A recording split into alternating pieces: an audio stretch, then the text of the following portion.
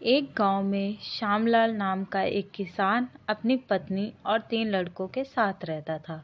श्यामलाल खेतों में मेहनत करके अपने परिवार का पेट पालता था, लेकिन उसके 3 लड़के आलसी थे, जो गांव में वैसे ही इधर-उधर घूमते रहते थे।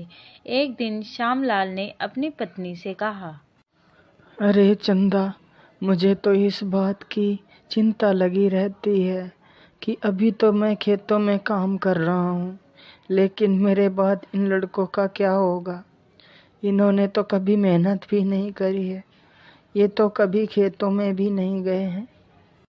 आप चिंता मत कीजिए, ये भी धीरे धीरे काम करने लगेंगे। समय बीतता गया और श्यामलाल के लड़के कोई काम नहीं करते थे।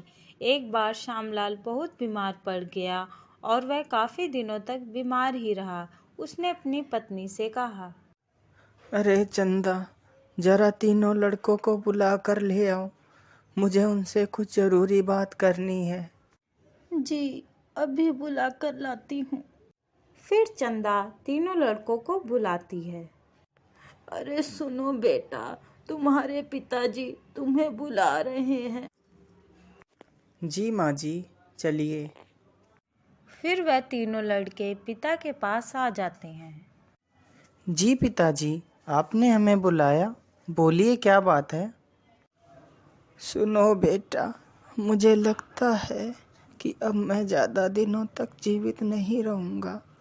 इसीलिए बेटा, मैं तुम लोगों को बताना चाहता हूँ कि मैंने अपने जीवन भर का कमाया हुआ धन अपने खेत के नीचे दबा रखा है। मेरे बाद तुम उसमें से खजाना निकाल कर आपस में बांट लेना। श्यामलाल की यह बात सुनकर तीनों लड़के खुश हो गए।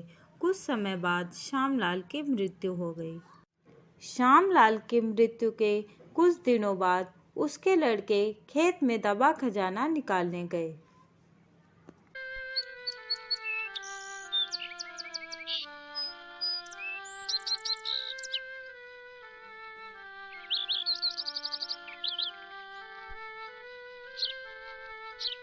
उन्होंने सुबह से लेकर शाम तक सारा खेत खोद डाला, लेकिन उनको कोई भी खजाना नजर नहीं आया।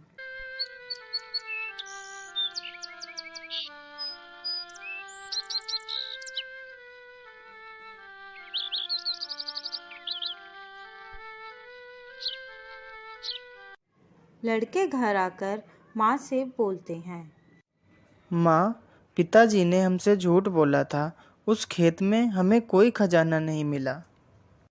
तुम्हारे पिताजी ने जीवन में यही घर और खेत ही कमाया है, लेकिन अब तुमने खेत खोद ही दिया है, तो उसमें बीज भी बो दो। ठीक है माँ जी, जैसा आप सही समझें। लड़कों ने माँ के कहे अनुसार खेत में बीज बो दिए और खेत की देखरेख करते रहे।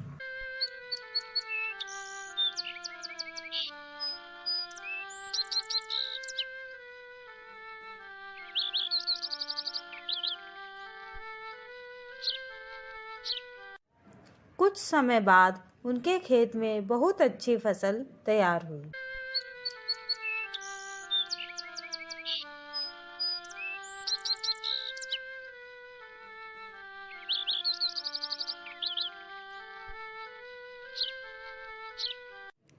फिर वह उस फसल को काटकर बाजार बेचने गए। फसल बेचकर उन्हें बहुत अच्छा मुनाफा हुआ, जिसे लेकर वह अपनी माँ के पास पहुँचे। ये लो माँ, ये पैसा हमने फसल बेचकर कमाया है।